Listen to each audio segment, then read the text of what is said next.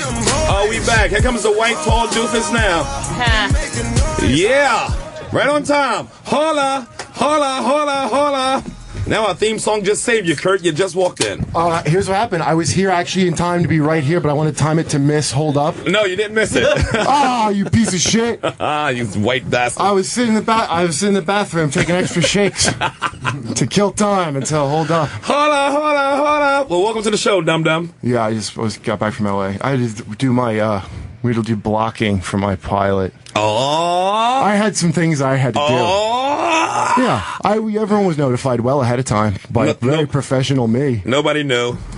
Really? Fatigated.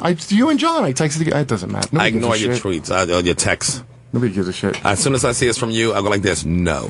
By the way, dude, I just did Ari's storytelling show. Oh, yeah, how was it? It was like the best show. That was going to be an awesome show. Yeah, he had it. It's the second season? Yeah, the lineup I was on with, yeah, it was like... Let me guess, there was a lot of white people? Here's nobody's first.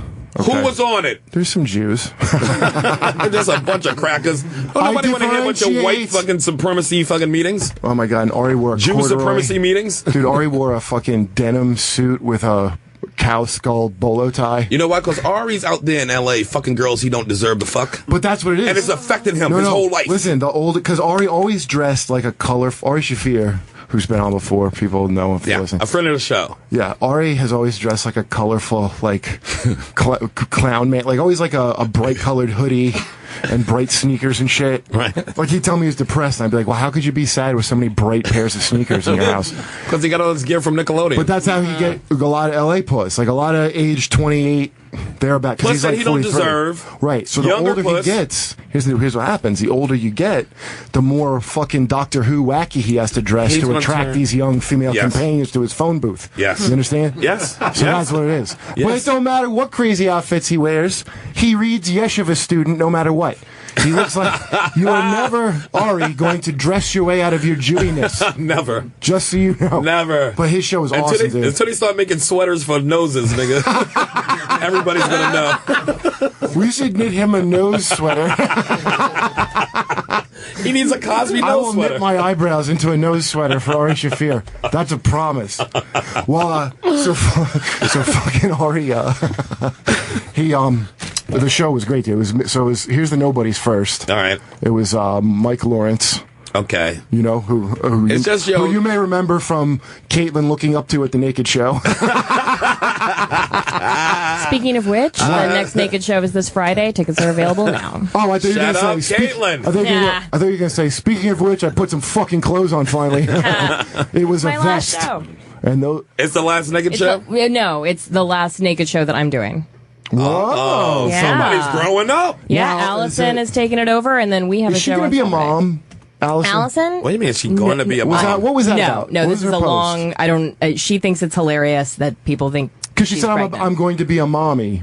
I mean, probably eventually, but not imminently. But does she just have like a stomach parasite? What happened? Nothing happened. It's just a prank that she's pulling mostly with herself on. Well, Facebook. here's the lineup, right? On the episode, it was Mike Lawrence, Annie Letterman, right? Then who? Annie Letterman. Okay. Then Henry Rollins went on after her. Okay, Henry Rollins, yeah, the rock and roller, and okay. Well, he was great. His story was fucking awesome. I'm sure. Then Jim Brewer. And fucking Brewer's so goddamn... He's going to do the show. Okay. I hope. I was trying to get him for tonight, but I couldn't get... He follows us on Twitter and whatnot. Does he? Yeah, he follows Race Wars and all that. He told me a story about hanging out with Lars Ulrich from Metallica. Oh, yeah. Douchebag Lars is. This was before after Lars got burnt up with the pyrotechnics. When did that happen? It's very important for the story. It's in the 90s, so is that okay, when? so it's right around the time. Dude, I was crying. I was like, is that what you're going to tell? And no, he had just another story that was awesome that I don't want to spoil it. And then after him was Ron White. Oh, yeah, Ron White. Who, by the way, that guy's the best. If you ever are backstage, like at a festival, Ron White, like that's how I would bump into him. I was backstage at a Tough Crowd with him. That guy's never not cool to hang out with. He's the best. Before a show or after He's a good dude. He's just a sort of the earth. Fucking awesome, dude. Sort of the earth. Yeah. And then and then they put me on fucking last. So I had to go on after fucking Rollins. So you are the black dude. You were the black dude on the show. Yeah. So that's what I was getting at. To answer your question. It was me. They treat you like the nigga. I fucking destroyed that dude. I'm sure you did. But his crowd was awesome. It was like the crowd. Normally that would be a curse being on last like that, but the crowd was fucking great. It was at Cheetah's Strip Club. Cheetah's. And Jeff Tomsick, who directed my hours, the director of Ari's show. Okay. Yeah, what's January. Cheetah's? He's gonna try in January. Cheetah's. The strip club in I don't know, in LA. Sunset or something. I'm trying to think where it is. I'm sure I'd love DNA in it. Really? I'm sure. Where haven't you come? We got a title. We got. Where hasn't Sherrod come, or just a general question? Just to the anything. people? Let's put it out there to anybody. Yeah. So we got we have some people calling in later, right? Yes, we got Joe Numbis, who's he's a retired referee, a wrestling referee, who's a big fan of the show. He has the show Wrestling Soup. There's a podcast. Big show. They love us. They always show us love every week. So I said, you know what? We got to get Joe on. Oh, that's awesome, dude. And he's we're going to have Joe on, and we're going to be talking about racism in the WWF. Isn't it eerie and quiet? Yeah. A lot of it. There's a lot of Sherrod, it. isn't it It's so, based on it. Isn't it so eerie and quiet with, without like 3 guests that you booked together? Yes. I was like, why is it so still in here? Yes. We usually got it packed in here with a whole bunch of B-listers. Yeah, I like having a little less. God damn, so I can breathe on the show for 5 seconds. This is better, that we can actually talk and get back to the basics. I don't even need this helmet for this show. The Karen's fuck helmet. You might need it. Do you see it? By the way, I got a contest idea for the show. All right, what is that? it? This girl, Sarah, from Montreal, she makes like dick art. And what I mean by that is she dresses people's dicks up in little jackets and hats and shit. Okay, that already answers my question. Is she white or black? The answer That's is... white. That's a white job. The answer is neither. What is she? Asian? That would blow my mind. No, she's Persian. All right, she's a Santa. She's cute, dude. She's a cute Persian. I'm sure she is. If guys are letting her dress their dicks up in costumes. Oh yeah, there's definitely an element. You're a cute girl. Listen, there's definitely an element of you're like, I want to show this girl my dick. Like, yeah. But if anyway, a fat ugly girl was like, "You ever had your dick in a tuxedo?" Well, this is why I bring her up, because she was in the Village Voice recently. There's some article about her fucking dick display, because she texted me. I met her. It made it to a paper. I met her like years ago, opening up for Jezelnik somewhere in Canada, and she was like out back when we were trying to get high. She was like back there, and then she texted me. She wanted me to give some dick art to Amy. Right. And I'm like, yeah, I'm not going to send pictures of cocks to Amy right now. That's like, Amy's job to send to you. Like, just so you understand, people really, there's a lot of people trying to go through me to get some shit to her. That's hilarious. I'm like, just so you understand where it's at. I ain't the guy that's whispering in her ear. Like, if I come to her with something, I mean, just if I show up, I'm like the fucking wacky uncle. Like, no, I'm not coming up to her with anything for you. It's not going to help you. You're the Gary Busey of that show. Yeah, you want to talk to the producer, Dan Powell. He's the guy that has, like, the a right family. Amy, we have Charity called and wants to, like, that's the right voice to present it. That me barreling in the room late with my eyes bulging talking about your dick art is not going to help your dick art. It's not going to help it out. At all, yeah. It's not going to push it in. Amy, I got to talk to you. What is it, Kurt?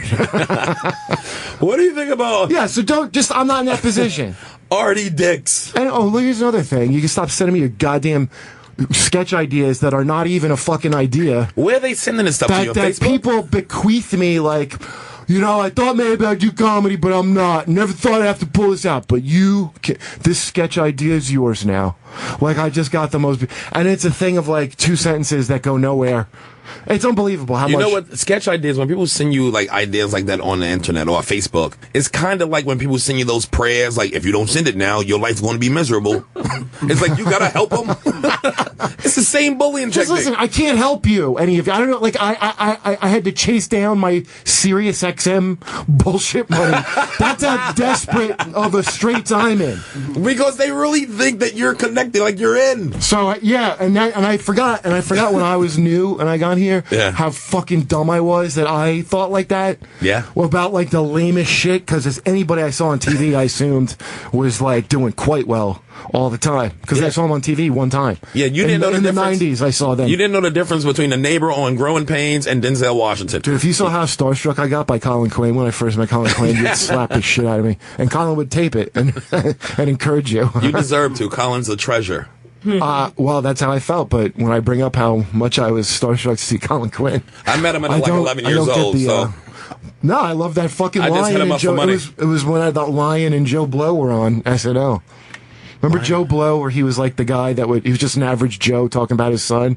He does that so well, like average suburban or like Long Island dad jerk off talk.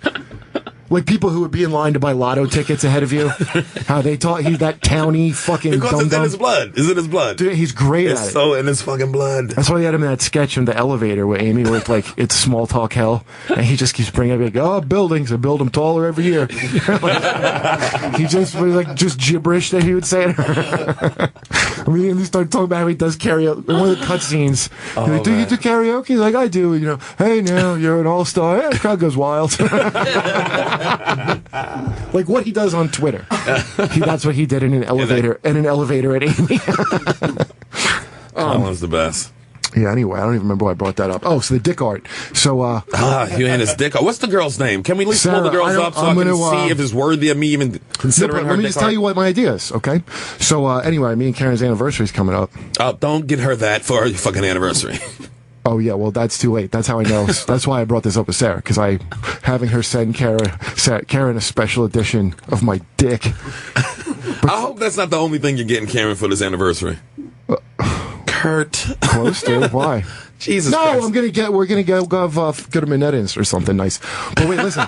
But more for preparation went into this. So if we had a contest, a listener contest, right, where somebody but we have to figure out what the contest is and how it works. Okay. Where what they can win, and she's only doing couples. Like if you're some lonely dude, she don't want your dick. It's only for people. Like it's like a couples thing specifically because it's too weird. So wait. So some other woman get to see this fucking Persian girl play with their man's dick and put a little vest on it. And that's a contest. Vests and hats. And then you get a free... How is that girl not getting stabbed? You get free dick art. Don't tell me there's not a listener out there who's fucking into that weird shit. I'm sure. That's what I'm saying. That's the contest. You win, like you were getting wedding photos, but instead of that, it's dick art. It's your dick dressed up. I don't know what. Now, does she put it in different situations? Like he's a construction worker, and you see the balls drilling. I think so. And it's like a fucking. You gotta look it up in the Village Voice. It's like some exhibit they just had. Can't she have like he walked the tightrope between the World Trade Center and have a dick on the line? Yes, that's what like I'm that telling movie you. coming out is lay your dick on something. I mean, think of that like if you were getting married and you just had that over your mantle. That a gift of love that you won on Race Horse. I'm telling you, I know those people. I like it. Somebody wants to win that. I know. Let's see. Let's have people calling right now. 866-969-1969. But we don't know what the contest is. But just express interest if you have interest. In a relationship and you want to get some dick art. Well, because I'll tell you why there needs to be you need to have a woman involved. Because it's going to be rape if no woman's there. No, because the pictures, fluffing is important to get the best results. This is porn. This is porn with, yes, with for doll you and your clothes. family. With doll clothes for your penis. Yeah, what did you think what did you think it was art? Well, let me tell you something. It has a gallery display like it's fucking art, so you'd be the judge of where the line is. You remember the dudes, I think they still perform it now. They used to they had the dick puppetry.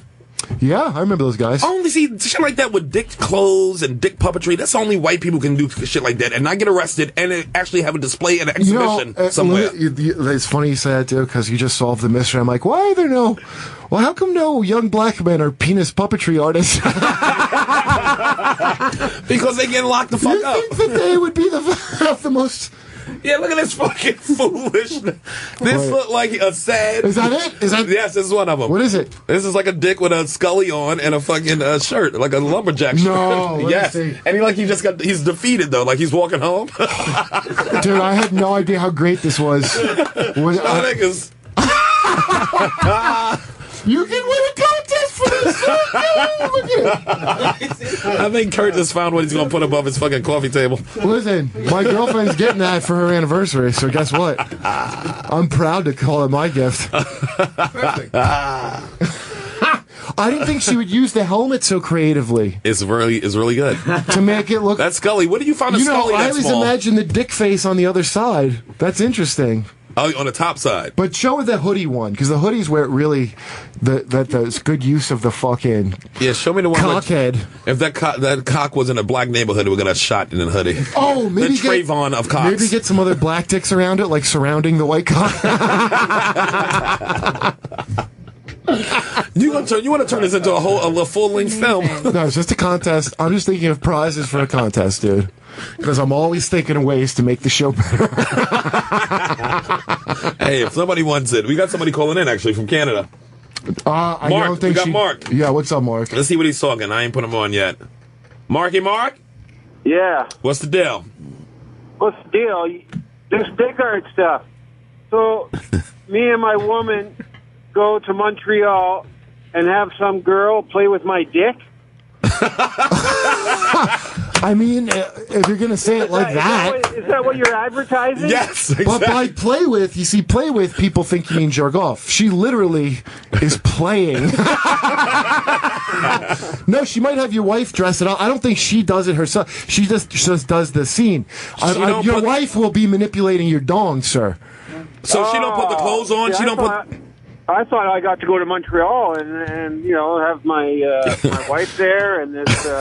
Well, hey, buddy, that depends on how good you are talking, I guess. Jesus. I thought too that she put the clothes on your penis. Not like your wife got to do all the work. Then your wife will fucking.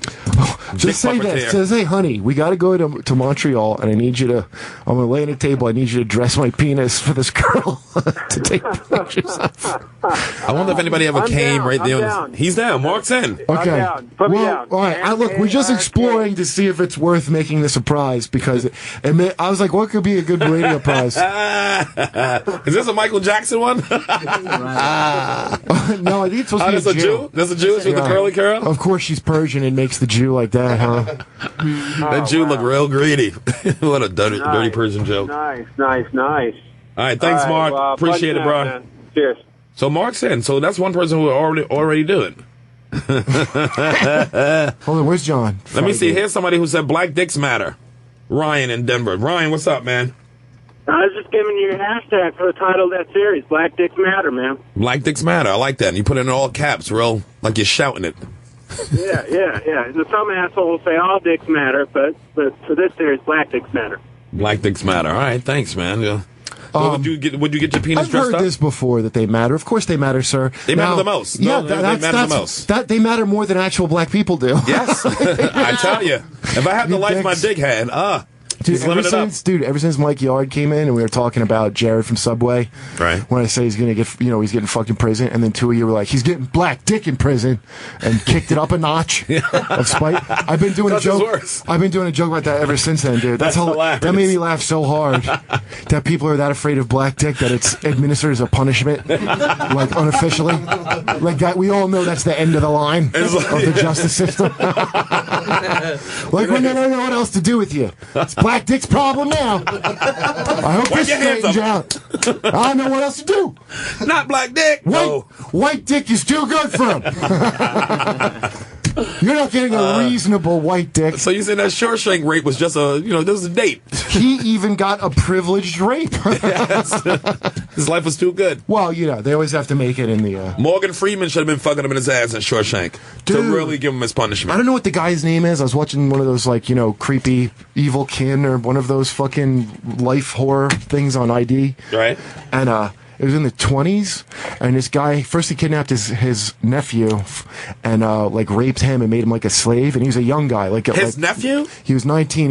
His nephew went to live with him, and then he made him into his twisted, Igor, and then he would kidnap boys and, rape them for days and kill them when he was done with them. Okay, another question real fast. Prescott. White dude? Was it a white dude? No, yeah, and white. Of course it was. But listen, he was so white, he looked like the guy on the new series Gotham who's going to be the Joker. He looked like him, the real guy. Oh, that's the dude from Shameless. He was on the actor from Shameless. His name's something Prescott, okay? But anyway, they're the reason, him and his mom helped him with the murders to protect your boy. Where we get, don't talk to strangers, they are the reason we got that set. Before them, everybody just talked to strangers. That's what it said at the end. So Howdy, stranger? Remember that was the saying. Yeah, stranger danger is because this guy, something Prescott, right, in the 20s that kidnapped boys, and he got so bold he was kidnapping them 2 at a time eventually. Like by He's the in here twos. fucking cocktail waitresses 2 at a time. Yeah. But he was doing it with boys. Yeah. 2 Excellent. boys at a time. A band of boys, as they say. Band of boys. Like a dozen eggs. And that was back like, that was, you like, the little boys looked like they were newsies. They all, and yes, they all look like newsies. That made it even more heartbreaking. Because you see their little pictures like, oh man, they're going to make it out of the... Extra, extra, me rape tomorrow. Dude, it was so upsetting. And then, they got And dressing up in their clothes? They got the reenact. They always have the actors like reenacting them. Was he dressing up their little boy cocks in outfits?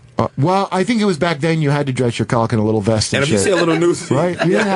You didn't go out without a hat. You didn't go out without a cock vest. If you see a dick dressed up as a newsie, you can't help but to go, aw. I go, yeah. Aw, Talk little about fella. it. Extra, Trying to right? make some Huh?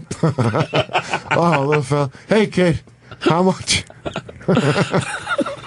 I've never seen a little dick dressed as a newsie, but I'd like to. But that was the reason why we have Don't Talk to Strangers, because of this Prescott dude. And what state was this? It was the kid kidnapped was from Canada, so it was like That's a push, right? They don't count. It was like Iowa. I want to say Iowa. I don't know. Somebody can call in that knows about it, but it was like some we got shit. a bunch of calls in. Well, it lit right up when we talked about boys being kidnapped. Oh, it lit up. Oh my hand God. job. We are getting that trucker listenership we wanted. Somebody asking if they can get permission to drop the N-bomb in their lifetime. These people. In their lifetime? Yeah, I guess on the way out you can. Yeah, you don't need... Right before the fucking flatline. Sherrod, my dying words will be nigger. I'm in close. Sherrod, I want you to stand by my bedside when I die. Sherrod, come in. That's what Noam, the owner of the Comedy Cellar, said when his father, Manny, died. He said he wanted to talk to him about me. He said, come in close. He's like, don't trust that nigga. And the flat...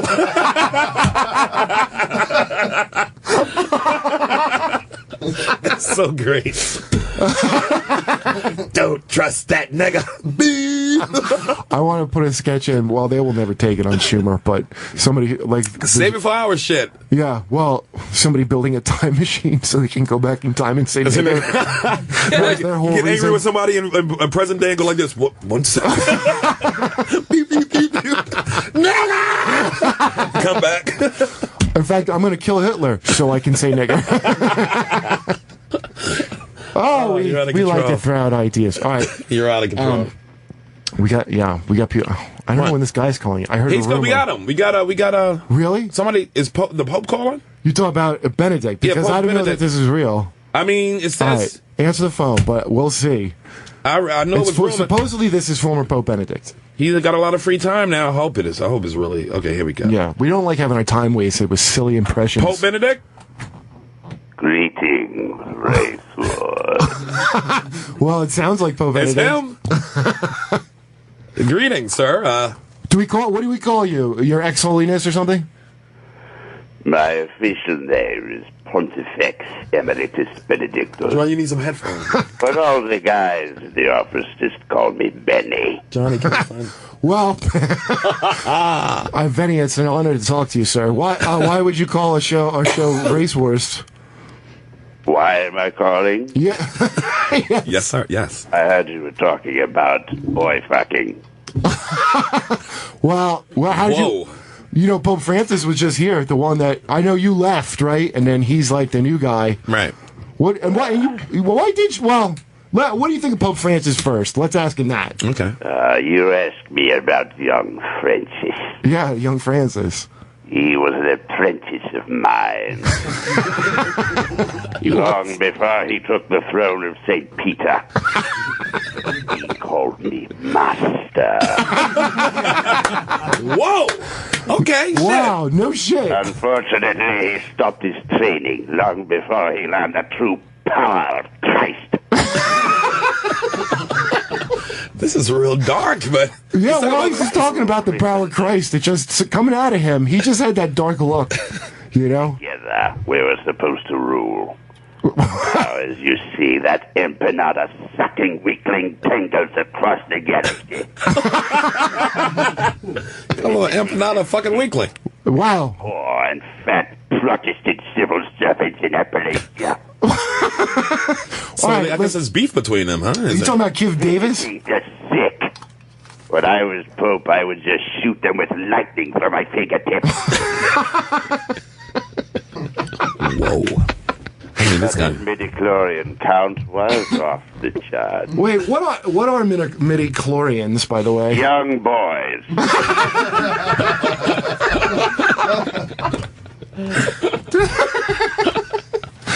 You say he had a lot of midi-chlorians? Whoa. Do you have any... fact? Yeah? I would have preferred another apprentice of mine, Darth Maul, to succeed me. What? Everyone was nerding out about his double-headed scepter. I like how you pronounce scepter. Hey, scepter! Well, what do you... Why, first of all, why did you leave? Yeah, Pope Benedict, why did you leave in the first place? You quit kind of quickly. You're like the Jimmy Carter of popes, almost. Yeah. Kurt and Sherrod, you must understand that poping is a young man's game. That's real. No, that's real. Poping ain't easy. Yeah, that's I've heard that saying before. There's better work for me to do behind the scenes. That's where the real power lies. Let that doughy South American be the public face of the church. Wow. So, that's the only reason? It wasn't like a boy thing? I thought that, well, this is what I read on the internet, is that they were like, it was like a conspiracy thing. Like, he thought he might have to, like, reveal shit about the church covering up those molestations. Oh, paying. Because he was the guy, supposedly, like, they say you were the guy that shipped all the priests around, dude. I mean, is that true? Like, I mean, is there anything you want to address with that, or no? Well, clearly, anyone who is Pope has to do a little cleaning up in that department. Yeah. I was particularly suited for the job. Why? As you said, boys are measured by bands. Yeah. That is the unit of boys and has been since the 3rd century A.D. Well, With God, deliver a band of boys to the papal curia forthwith. well, what do you do now with your time? Oh, just doddering old man shit. Like what? Feeding squirrels at the park. Yeah. A shell of yourself. My prostate. Yeah, the prostate. Rebuilding the Death Star. What? I mean, tending to the rhododendron in the Vatican Garden. Okay. I think you got some plans for the universe. I'm also taking on a new apprentice. What's that? Darth Flavius. Darth Flavius? Who's that? He will be the next pope, if everything goes according to plan. Wait, he sounds like he might be African. Is he an African fellow? Yeah. What about Black Pope? What about Sherrod as the Pope? He looks too much like Mace Windu. Can't argue that. Yeah. All right. Well, thanks for calling us, former Pope Benedict. What an honor. We get the Gavin McInnes there. No, we not. No, he's not there. Yeah. He's a convert to the Catholic Church. Gavin is a convict to the Catholic Church. He's a convert? Convert. He used to be he used to be an atheist, and now he's Catholic. It's very rare that we get white middle-class Westerners to fall for our bullshit. That's very true. Well, he is Canadian. Usually They're not too we still bright. have to go into the jungle and trick people using table magic. Well, listen, thank you, Pope Benedict. It was a huge honor that you called in, and I hope everything's going well for you. Yeah. And, maybe he's... Both burn in hell. Oh, assalamu alaikum to you too, sir. Assalamu alaikum. Good night. He's a sweet guy, huh? Can't even hear the German in him. That's what German sounds like. Yeah, it does. Like Palpatine accent. It's awful. It's a very deliberate language. Yeah. I had sex with a nice German girl. Which one? Is it the one who used to hang out the cellar that asked me if I like Jews? Who, the black German girl? No, it was a blonde German. This is years ago. She's hanging out the cellar. And I was sitting, I went, I was going in to hang out when I was new. Right. She was kind of hot, but I remember her she was like really forward, like she was like kind of cleaning my arm almost. Where I was Really? like, yeah. So now I'm like, I want to hang out, but then maybe I'll bang this German girl, right? And then we sat. I said the table just sits right next to me at the comedy table, like no one was there. This is when Manny was alive. How long? Oh Lord! And I'm talking over. I'm like, we can't move this bitch. We're gonna get in trouble sitting at the table. Right. Like I'm already not supposed to be at the table, right? Yes. So we're sitting there talking, and then while she's talking, she's leaning in really close, and then she goes, what do you think of Jews? I swear to God. I'm like, what do you want to think about Jews? Yeah, you was whatever she said because you wanted to get laid. So goddamn right. You was like, fuck them. If you say fuck them. And I'll hug them. If you say hug them. So right as she's talking about that, then Manny suddenly standing there with a little dog. He goes, and I go, oh, hey, Manny. I just got up and without her, I got up. And right after on Jews and Manny, I was up. And then he goes, is she with you? And I'm like, I didn't know how to answer. She goes, yes, we are together. She said that? Yeah, she jumped up next to me. I'm like, bitch, get away from me. It's the table. Yeah, it was definitely not that girl who I banged. Oh, you would have banged that right out of her or into her. Right out of her. Right out of her. Out or in? I had a nice one. The first German girl I banged, she was just visiting the city, and she had a little dumb hotel room in Midtown. Yeah. On the west side. That's what they do, yeah. Like one of those dumb hostel type of fucking... Yes. We banged it was night to day that we was banging. You know what was a good place if you got especially and they come through Stanton, New York? If these girls would come and go visit the sex museum. Oh yeah. And then someone would go to shows and they that's a common thing that had popped up over the years. And then you go bang into one of those places. One of those places, a hostel. You know, we should be like. There's another one on 22nd Street too, the hostel place that we should call this Gotham was Guys We Fucked podcast, right? What, Germans we fucked or just... No, we just talk about girls we fucked, but then we have the title so it sounds like, finally, girls talking about guys they fucked. But that's just us. I want to give the full first and last name of all the girls and addresses. Because, I also want Nick DiPaolo come on and do a diversity report, right? Mm-hmm. And it's always that we couldn't get whatever minority it was we wanted, so we just had to get Nick DiPaolo to say their view. Nick is our diversity reporter. I like it. Yeah, well, that's better to make an actual show. Let me the Jordan's in the house. Jordan, get over here. Who? Jordan Rock. My cousin Jordan's here. Now, Kyle's here. My boy Kyle. Explain to the audience. He's an actor. Jordan's a comedian. Jordan, he's a comedian. So they give a shit. Yeah. Hey, what's up, everybody? What's up? Hey, Jordan. So, all right. So, remember the first. Now, people who listen, the first episode, it was going to be Colin Quinn and Chris Rock, right? Right. And we didn't get Chris. Right. We were trying to reschedule him. Right. But so instead, we have his brother Jordan that you'd never heard of. So enjoy it, everyone. I'm here, everybody. I'm here. It's Chris Rock's much younger brother. Making a debut. He's making his debut. Guys, what's up, Jordy? Just cool, man. How you been? I'm all right. How old are you now, man? I'm 24. All right. So how old were you when I met you? It's like 18. Oh, wow. You were coming in young. He started young, man. That's the way to fucking do it, man. He's got a show at Caroline's coming up, and he want to talk about it. He want to, give out the date and whatnot. Oh, yeah, that was one. Well, let's see how well he does on the show for it. Yeah. Whoa, Kurt. What are you at Caroline's? Yeah, I'm there on the 14th, headlining. Oh, cool. I was just there headlining, so that's fair. What a you guys are about even. What a save. Yeah, we're the same. That's fine. Anyway, so do you want to have Caitlin read news and we'll just laugh at news? Or do you want to do the news? We can do the news. Yeah, we can some stories I want to touch on. From WWF, right? I want to touch on this religion story that Andrew brought through too. What's the story? That? Andrew, you know the story? Caitlin can read it, but yeah, today was supposed to be the end of the world, according to E-Bible Fellowship. Okay, wait, so Caitlin, read the story. Yeah, the story. That's kind of the end of the story. That's the whole story? Yeah, the E-Bible thought the world was going to end on the 21st of May in 2011, and then they were wrong, and they changed the date till today, and they were wrong again, end of news story. Whoa, they're not wrong yet, because today's still going on. Okay, but who is the E-Bible, first of all? This is what I want to know from you. I don't know what that is. Online Christian group. Yeah, they're an online affiliation, and they're headquartered in Philadelphia. They're the new Jehovah's Witnesses, if you ask me. And they predict the end of the world using the Bible. Sounds pretty legit. Well, sounds all legit. Sounds like they got their facts straight. But what was their prediction based on? Do you have any details of it? Bible math? No, I didn't know. I have no idea. Does anybody know anything about it? It's based on 1 Corinthians chapter. Yes. I mean, McCann said that according to his interpretation of the Bible, the world will be obliterated with fire. So he added that detail. Oh, yeah. Well, if you're going to take bets on how it's going to come. Fire's probably my guess, too. That's an old favorite, is fire. Yeah. there's some great video I found that was called "Scientific Evidence that Hell is Real," and it was this. He had to be Korean, and he was talking about how hell is probably going to be the sun. So at the end, you'll be thrown into the sun. Like a Korean dude said that. Yeah, and the way he said it was he was dead sure of this. Like I almost like felt no breaking. I almost felt dumb not knowing that hell was the sun. I'm like, oh shit, I guess hell's the sun. I mean, you heard him. This confident Chinese man said. Oh, the Koreans. The Koreans are the niggas of Asia.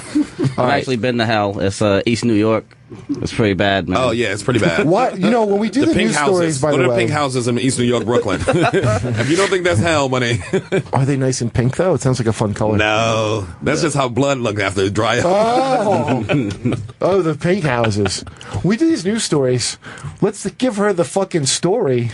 What? We're just giving her the blurb that Goldstein has? Finds it. She finds the story. She finds it. I just thought you'd be excited about this story because I know, it but was there's like no religion details. And doomsday. It's the same as going a kooky religion did a thing. Like there's no nobody has any details of anything. No, it's just them doing the same thing they did in 2011. It's Harold Camping.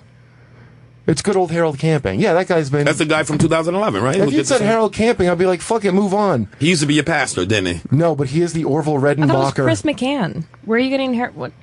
Oh, maybe I'm looking at the Harold Camping one. Yeah, that's... Because I had to Google the details myself. Okay, I'm sorry. I dropped the ball. You're not above it, Kurt. No, I don't know. I don't know who's in charge of anything. You're the Luis Gomez of this show. Damn. He just likes to yell at stuff. What? I would never take on that many roles of a Louis. He's a douchebag of many hats. No, he just like yelling at people behind glasses. I want to bring Louis on, dude. Yeah, I was on the show this morning. People think I'm like have a fucking fight with Lewis. Oh, there's like Louis J. Gomez fans who are now mad Wait, at me. whoa. Stop right there. Louis J. Gomez, what? Yeah, that's what I said. Wait, who's this? With an S? I go, who's this Louis J. Gomez that you're a fan of that's apparently has fans? I'm talking about Louis Gomez. But yeah, because when I went on their show, right, and I yelled at Lewis and Dave. Oh, who was that walking by? I got. Oh, man, I missed it. I saw a nice little brown one go by. Well, tell me. I said, don't just tell me the white ones. Share the brown ones with me. You're right. No, you're right. You're right. We're talking about dicks, everyone. So anyway, Lewis fucking. I yelled at him and Dave, and then it became a thing where like I guess somebody thought I have a beef with them or something. Like, there's people who now are mad. Like, they've turned. I think they're mad at me. They should be for yelling at Lewis. Good. But I saw on our reviews on like iTunes and shit, because they're all like good, except there's always got to be a couple like dickhead. One's like somebody go, "This is misogynist drivel." So you got my message. Yeah, yeah. We expressed that privately, Sherrod, not in the comments of our own show. That's the only thing. And the other one was this guy said he called us hurt and charade. There you go. Louis J. Gomez sent me. It's like some internet backlash. They have trolls now? They have like a real army? You're supposed to get like your fans. I didn't know you're supposed to do this. You only need one person to be a troll to have trolls. Oh, it's so goddamn funny to me. Hurt and charade. Like, I love it. Is there somebody at Mad Magazine that hates us? That is very high school slander right there. Piss off Alfred E. Newman that he had to come up with a wacky version. The people at National Lampoon really hates us. Hurt and charade. Cake Wars with Hurt and charade. Well, we did it. They got us. Remember that on Simpsons where they were like trying to come up with a name for Everybody Loves Raymond? Barry goes, how about Nobody Likes Raymond? And they're like, they're like, well, we were up all night, but it was worth it. It was like any shitty joke. Like, up all night, but worth it. Wow. All right, what other news do we have that's some kind of news? We got more stories. Caitlin, go ahead and hit some. Yeah, you guys want to talk about Cosby? No. Go ahead. Okay. Yeah, go ahead. Right. I don't even want him back in the studio. Well, a judge refused to throw out a lawsuit filed by a woman who accused Bill Cosby of molesting her when she was 15 at the Playboy Mansion. So even though the lawsuit was improperly filed by her attorney, a judge is going to let the case proceed. That's just how they do to black people. Just how OJ's in jail right now. It's like whatever crime you committed, no matter, they're gonna get you on something. By the way, they'll get you. Yeah, the way that it was mishandled. At first, I gotta go, what are you? I know Bill Cosby raped some people, but what are you 15 years old doing in the Playboy Mansion? And in 1974. All bets are off. I was doing my homework, sir. But your homework is dressing up cocks? Dressing penises in fucking detective outfits? Wait, so what is she? What is her accusation? That he forced her to perform a sex act on him in 1974 in the Playboy Mansion when she was 15. Listen, she was no virgin, by the way. If you're 15 years old in a Playboy Mansion, that's just automatically a charge, isn't it? You're fucking. This is the case that's being described as the linchpin that triggered everything going forward. So, but for this case, we wouldn't have the publicity that we have today. And the this issue is old. Okay, this is not them trying to get him. This isn't a new accusation, but it's just that it was improperly filed, and a judge is letting the case proceed. That's the news. Yeah, for today. before it was improperly filed, but now somehow it wasn't. No, it's black people. It wasn't. It wasn't that she didn't get the right paperwork together. Hold on. To be fair, this is 2 guilty black people you mentioned. No big loss if Who they was the did other it. one? OJ, who, by the way, I didn't know this. Wait, he was acquitted in court that we believe in, the court that we support. Dude, he got off. He did that shit. But he won in court. He did it, man. If we don't support the courts, nigga, what we got? He lost the civil suit, which is what this is. So now you got to say the same thing because he lost the civil suit. No, civil suit, you need less evidence. Yeah, and preponderance of the evidence. By the way, to go it's like, so then the Goldman family sued him in court. Like, who's they? I'm just saying this. If you do something big and get off as a black person, you ain't going to be off for long. That's all I'm saying. But whoever fucking wants to sue you and get you still, if it's a murder. It was this case just in California where this dude kidnapped the chick. The chick told the cops. Right. And they was like, nah, I won't believe you. Right. And then they have to find his phone at another fucking rape and kidnapping to believe her first story. Thought that it was a whole lie. So wait, what are you saying? He's still free. It's like Al Capone. They got him on taxes. Yeah, it's an Al Capone thing. You're exactly right. Yeah, he was a dirty wop, so that was a nigga of the day. So go ahead, finish. He got off on every murder and every drug trafficking, everything. He was a dirty they eventually wop. got him on taxes. Look, let's just agree. That's how they looked at him. Dirty wop. Sherrod, let's just agree on what we agree on. These are all niggers.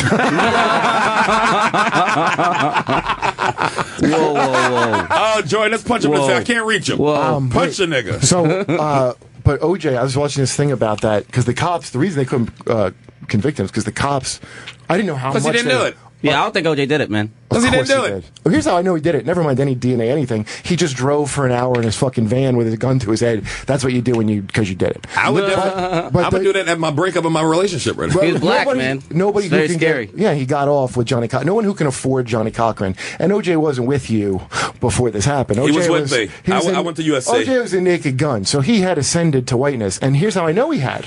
Because he beat the fuck out of Nicole Simpson from the start of them dating. Yeah. Which I don't know if people know this. The amount he beat the shit out of this girl. But it wasn't all beating. That's how white he had gotten, that he was allowed to beat the daylights out of a white woman as much as he wanted.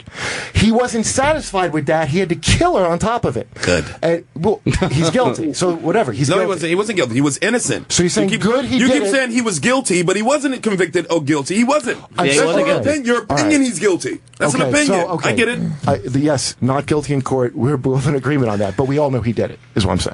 I don't think he did it, man. I don't know. I don't think he did it personally. He might have been behind it. Who knows? If you read his book, If I Did It, Do you know the he theory? explains how he would have done it. I read. It sounds like he did it. Listen, I read Mein Kampf, but the motherfucker still denied the fucking Holocaust. Do you know the theory that OJ's son did it and OJ just covered up for him? Yeah, I heard that theory. Because OJ's son had like split personality. And I heard that. Well, as soon as you say split personality with anything, I go, yeah, it's not a thing. There's no such, there is no such goddamn thing as that. That is such a thing out of the fucking movies. But your husband beating you every day because he's insanely jealous and killing you. But just because you beat a woman, I'm just playing devil's advocate. Just because you beat a woman don't mean you'll kill a woman. Oh, just because you hit him don't mean you kill him. That's 100% right. Right. That's 100% true. That's a long highway between those two. That's how I always thought about OJ before I was watching this thing about their life together, and then after I saw, I was like, "Oh no, that's he's going to kill her one day." Well, did they ever show? That's not. It wasn't like a simple Chris Brown. Did y'all ever hear about the killer was like a trained killer, like the person who killed her, like they cut him so perfect he couldn't scream. You know that, right?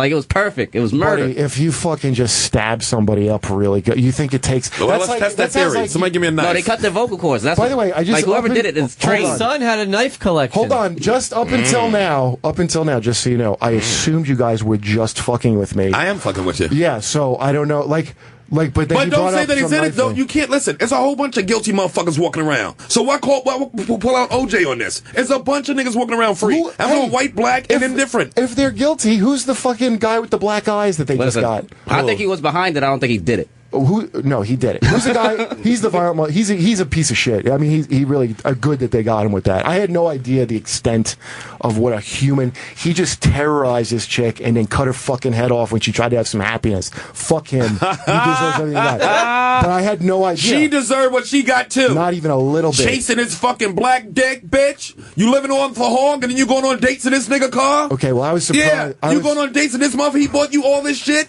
You think it's not going to be no consequences? Dude. And it's a dude who already beat you up. You don't think it's going to be consequences? Dude, he had her... the fuck out of here. No innocent victims in this. First of all, he had her... She probably could have done something smarter, but not dated him in the first place. Yeah. Which I'm surprised to hear you take the ATV commute. And then Tina Turner and say, keep your money. I want to keep my name. That's all I need. It was, I'll murder you if you leave, before it ever got to her having all... When they were listen, from the start... He had her fucking afraid to go or someone's going to die. That bad. I had no idea. I had a couple relationships like that. How do you get there? Like, because he's an asshole. That's how. He's definitely an ass. Look, there's all this. How do you get there? That's all shit I might have said. Is the pussy that good? Is it that good? It was. No, he's a fucking. That's a guy. Any guy like that. That's like that Joe Pesci. Like, don't look at nobody. I'll kill you. That's a fucking. He's so in love with me. That's a real insecure dude. And if he's a fucking testosterone-filled jock with that kind of insecurity, I agree. You're in big fucking trouble. Anytime a dude does that to a chick and she stays, that makes me realize like the possibilities of like how big of a dick I could actually become in my relationship. Not you, Jordan. You're 5 feet tall. You're not going to do it. Okay. Every time I hear about that shit, I'm like, damn, I could probably curse her out and she'd like come right back. When you manage to find this tinier woman, you can do that too. No, my girl's actually shorter than me. My girl's actually shorter. Who's your girl again? She's not in the comment. She's just I won't give her a name. Did I meet her? Yeah, you met her. Oh yeah, I'm sorry. What's your girl's address again? You're like, give her all the information out. I'm just very high. Yeah, she's smaller than me. Jay's innocent, nigga. Deal with it. It's your courts.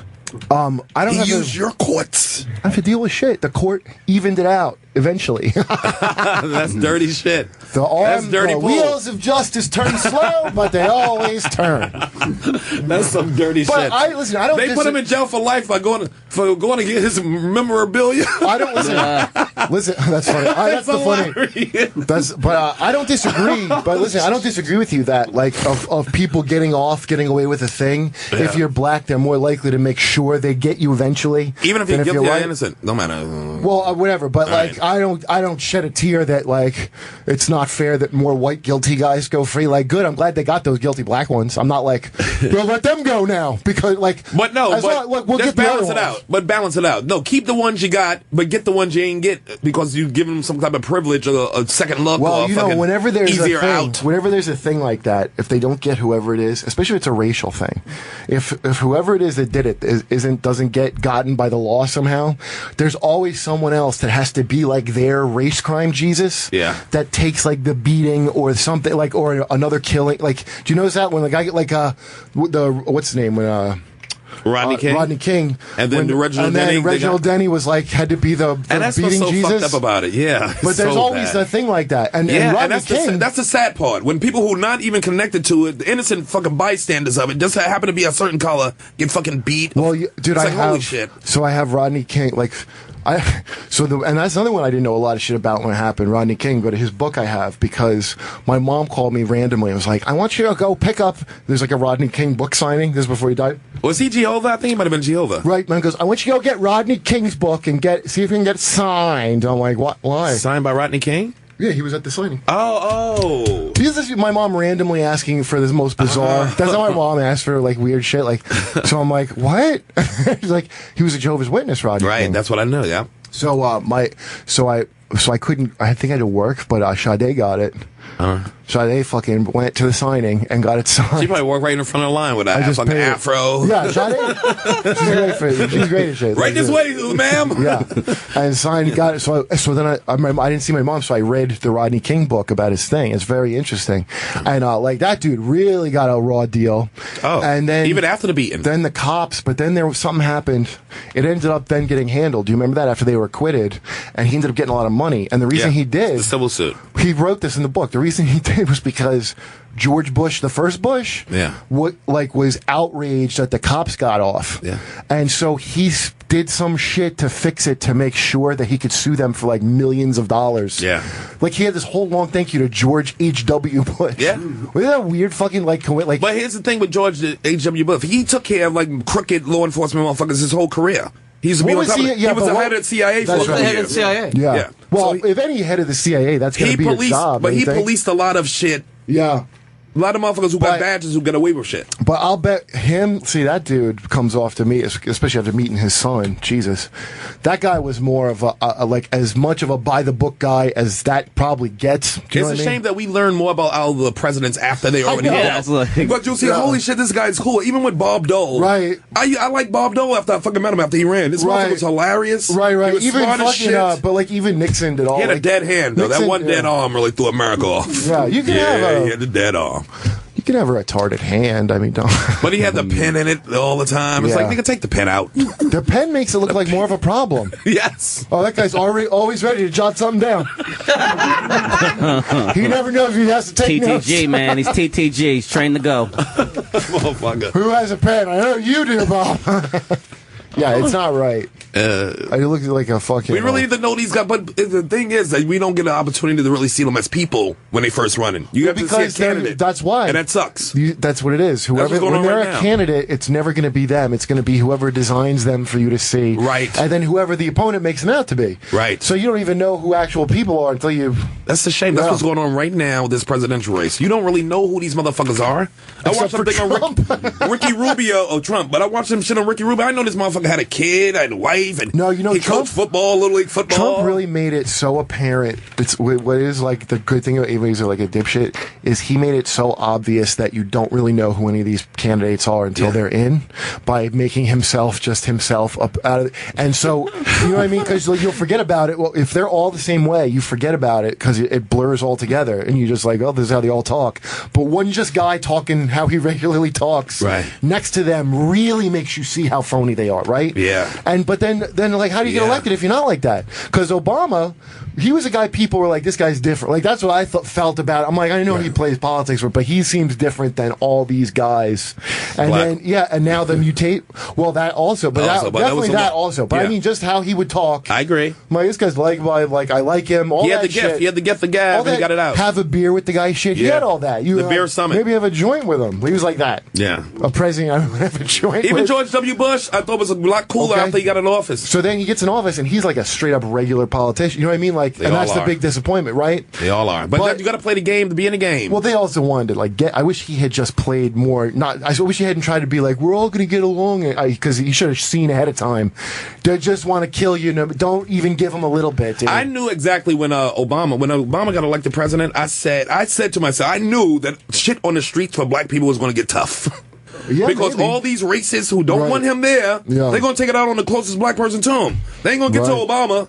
They ain't gonna get to the White House, but they can get to me. Well, nigga. Guess what? Everyone, you think hoodies are dangerous for black men? Please don't put on mom jeans, because you're twice as likely to take some heat for mom jeans. But anyway, Trump's like, he's like a mutate, like that feeling of Obama of like, here's a guy that's different. Trump's like the new mutation of that feeling. From last time. And now it turned into a different strain of something. Like for Fox News, Trump is Fox News' Frankenstein's monster. Dude, it's like how they scared of him. But they created him. Well, but but we all kind of did, because we all had a piece in it. It's not just the Fox News thing; it's also the wanting a guy who's different feeling, right? Yeah, it's that out the box. Yeah, got your own money, so you can't stop him like that. Yeah, he paid for all of his own shit. Yeah, speak his mind. Stronger thing. He's the billionaire that we all would be. A loud fucking blowhard, nigga. But if you watch, I was watching videos of him talking about other Republicans. I'm telling you, he's really fucking charming and funny. Like, yes. Now there's a lot of things you hear. He fired me on TV, nigga. You ain't got to tell me that he's charming. He's got it. He's got it. If you hear fucking sound bites of him and all the shit that people are mad about, which are all, by the way,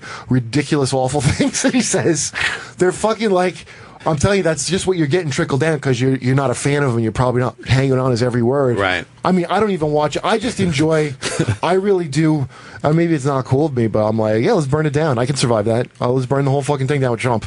I'll be fine. Burn the whole country down. Yeah, everybody needs people telling jokes. So just do the fun. I want to see the people that try to stop me from saying jokes I want to say. Yeah. I want them to have much bigger things to worry about than us. And I want it to be Trump. I agree. And now that fucking war bride he has talks, that would be the first lady. I didn't even think of that before. Melania. Bologna? Melania. Oh, Melania. It's not Valona from fucking Good Times. Whatever fucking crazy. She's one of the best looking humans I've ever seen in my life. Dude, like eye the flesh looking. Dude, for all first ladies up till now, like... No, even the ones that are supposed to be like the glamorous. That's the best you could say. They're glamorous. Michelle Obama looked like fucking Nell Carter next to Melania Trump. Well, like this. I just first of all want to see his first lady set the bar so high for first ladies looks wise. Michelle Obama looked like Precious next to fucking Melania Trump. She's Precious next to Melania. Please make that the first lady. I want to know what her project is so bad. Can you imagine what her dummy project is? Yeah, I help retarded dogs, small dogs who suffer from. She's gonna be the fight against cuticles. Yeah, we gotta take a break. We gotta take a quick break. We're coming back with Joe from Wrestling Soup. Yeah, I can't wait. He'll be on. I can't wait. He's gonna call in. It's gonna be a fucking good time. Bye, buddy. Race Wars, baby. Race Wars. We'll be right back. Junkyard Dog, Mark Henry, Bobo Brazil. Did you read the... That's that Mac Miller with The Weeknd. What's going on? I like that, dude. Did you see they got T. Good's tweet? Oh, what did he say? T. Good? At Shot Small. Damn, man, ever since you gave Kurt Metzger his nigga pass, that dude riding that bike till the wheels fall off. Yeah, that's really always the problem. That's always the problem when you... You know what? That would be a problem. Hold on. I think Kurt is actually does at the right time. Kurt's very responsible with it. But look, I just want to bring up, how far does this bike ride, buddy? I only got, not even a block on it. Nah, you went pretty far. The wheel fell off? You went pretty far, man. We got two niggas out. That's pretty fun. That's a little lap around. Yeah. At least. Are we talking about the ER or the A one though? The A. But you do it when it's the right timing. Timing's everything. But you want to get one time. You want to get one time a day. That's the thing. That's the secret. You want to get one great time a day. Like you gotta really hold it on. You gotta really hold it on to it. You can't burn it. I want to explore. Let me get Joe into this conversation. Let me call Joe. Joe's here. Joe. Hey, how's it going, guys? Hey, Joe. Hold on, Joe. I'm guessing. Welcome to the show, brother. Yeah, can I ask you a question? I'm guessing at the WWF, your nigga passes lasted a long time. Oh, no. Oh. Believe me, we have to watch our language now, since basically the spokesman for all of professional wrestling jammed his foot directly in his mouth. That's Hulk Hogan? Yeah. Listen, wow. It was like Jim McMahon was God and Hulk Hogan was wrestling Jesus. That fucking. And first of all, Hulk Hogan even stuck his foot in his mouth when he's trying to explain why he stuck his foot in his mouth. Yeah. No, you don't understand me. I just don't want my daughter with some dirty. But no, I can explain this. Now, Joe, how long were you wrestling? You were a wrestling referee? Yeah. For about probably since the time I was 16 till I was about 28. Wow. And then I slowed down because, adult life hits you like a brick wall. That's why I have to call in here. I'd love to be down there in New York, but I'm up here in lovely Boston. Right. But, yeah, I did that for about 10 years. I started when I was 16, and I did a lot of refereeing. It was independent wrestling for the most part. Now, I'm sure you saw some great stories. You lived it. You saw some behind-the-scenes shit going on. We got Andrew Goldstein here, too, and he's a big wrestling fan. Former WWE creative, 2006. Yeah. He's one of the producers on Race Wars. And he brought up some stories for me. I don't know if you know about him. What's the first story, Andrew, about the... Well, I said Hogan, but we could talk about Jimmy Snuka. Yeah, the Snuka shit. Oh, Snuka. Well, you know what? I think for the most part, the whole thing with Snuka and killing the girl and all that, right? That's sort of been a known thing for the last 20 years or so. I don't think anybody that was around wrestling was really surprised by that. Wait a minute. I'm trying to see Kurt's outrage about Jimmy Superfly Snuka killing his girl. Where's your rage like OJ, nigga? He killed the girl. He's still free. Well, first of all, a white man named Opie personally caught him. He caught him. Opie did bring him to justice on this show. You don't get any on Opie and Jimmy show. You don't get any whiter representative of white than that. A guy with red hair named Opie, bringing him in. Opie took him down. That is true. If you are looking for the racism in that story, it goes back to when initially the cops came and showed up when the woman was killed. I guess Vince McMahon was standing there he was like his interpreter. Wait, so Vince McMahon was on the scene of the murder? Yep. What? Because that was Snuka's... No, they said once Vince McMahon came, like, the case went cold, right? Yeah, he paid everybody off. Let Joe finish. Wait. Wow. Let Joe finish. Go ahead, Joe. Tell the story. This is crazy. So basically the story was that the cops are sitting there, or the cops show up, and Vince is sitting there with Snuka. And the cops come in, and they're like, what happened? And Snuka all of a sudden, like, turns into Ooga Booga mode. Oh, no speaking of English. Oh, wow. Going, me don't know what happened. I don't know. Wait. He bam-bammed his way out of that. He bam-bammed it. Was that what he said, or are you just imitating him? What exactly did the accent did he try to use, or language? That island, that Pacific Island shit that he is. I'm assuming it was more of a Samoan. Because he's like Tonga Samoan. Is he Tongan? Is that what he is? I banged a nice Tongan too back in college, nigga. What was his name? Everything. His name was Tong Tong. Boy, could his dick wear a dress. All right, go ahead, Joe. I'm sorry. Finish the story. No, I mean, that's the steak and potatoes. So, the thing is that Snuka, before he called the cops or 911, they called Vince McMahon, because I'm assuming Vince McMahon was not on the scene when he was killing the girl. Yeah, Vince was the cleaner. He needed a white guy there. You don't want a dead girl and no white guy around. Yeah, and you got a curly Jerry curl, and you from Tonga somewhere, some godless island in the Pacific. The funny thing is like, if you want to really get into wrestling and race, that's probably like maybe the fifth least racist story, or probably not even in the top 5. Well, damn, let's count them down, Joe. Let's count them down. I do, because here's the thing about wrestling for all the racists. Because Sherrod, I like your joke when Hogan, when he got that tape came out about him. Oh, yeah. Like Vince McMahon, the creator of Yokozuna, and yes.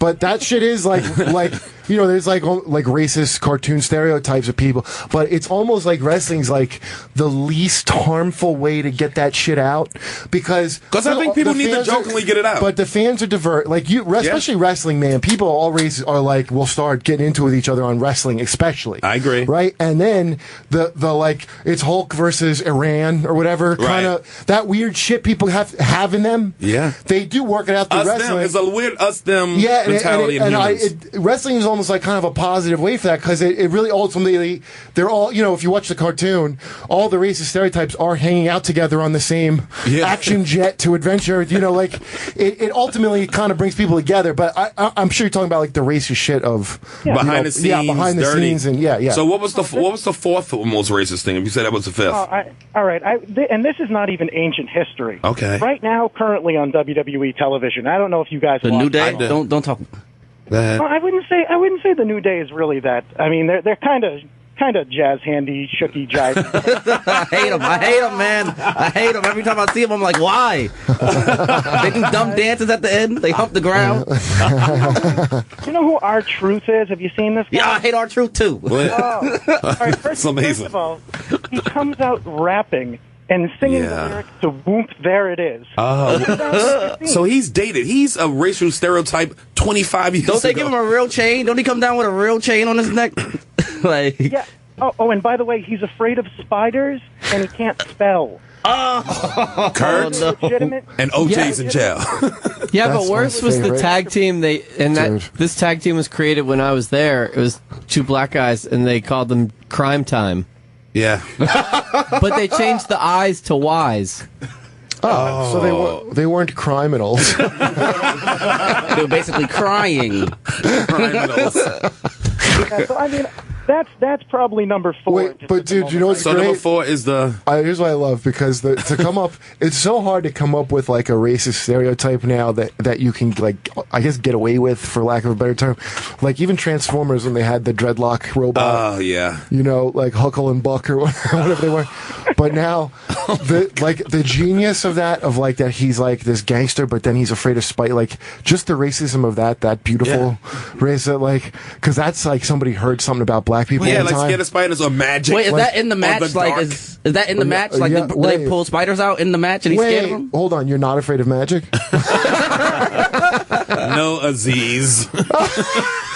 Dumb Aziz joke. Was that Aziz's joke? Well, he's one of the people. Yeah, I heard him say that before. Well, that's because he does do magic. It's like what he found the Shankara stones. He's like that reaction because he used to watch that Chris Angel or whatever, who was walking the streets and black people would react like this, but we react the same at Def Jam comedy. They go to his fucking. Wait, hold on. You think we scared of jokes? Wait a minute. If they go to whatever country Azuz came in that suitcase there from, would be their god. In India, he would be a fucking worshipped as a god. They worship cows. These people. Oh my god. My ex-girlfriend's in They worship cows and Aziz. You can't put a finger on it. Well, anyway, that What's racism of being afraid of spiders is hilarious. That's particular racism. That's studied and learned from generational. That's like somebody must have called me to do punch-ups for WWE.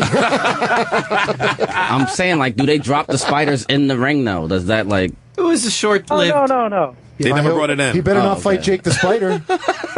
So what's the next racist story? You got another one, don't you?